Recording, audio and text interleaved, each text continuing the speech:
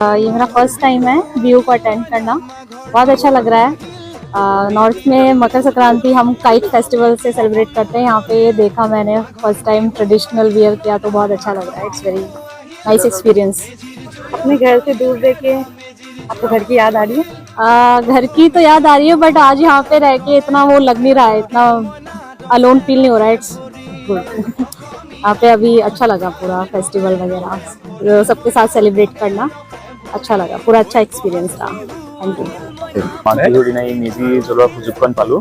ঘৰৰ পৰা দূৰত থাকিলেও শিৱসাগৰৰ যিসকল আৰক্ষী বিষয়াই হওক বা বেলেগ আমাৰ অফিচাৰসকলেই হওক বা প্ৰেছৰ বিষয়াসকলেই হওক, সকলোৰে লগত মিলি পেলাই যেনেকৈ মেজিটো জ্বলালোঁ, একো লগা নাই যে ঘৰৰ পৰা বহুত দূৰত আছোঁ।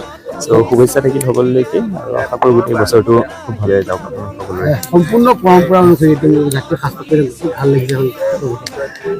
এইখিনি যিমানখিনি কৰিব পৰা গৈছে দূৰত থাকি, চ' সেইখিনি সৰু প্ৰচেষ্টা এটা হ'বলৈ গৈছে।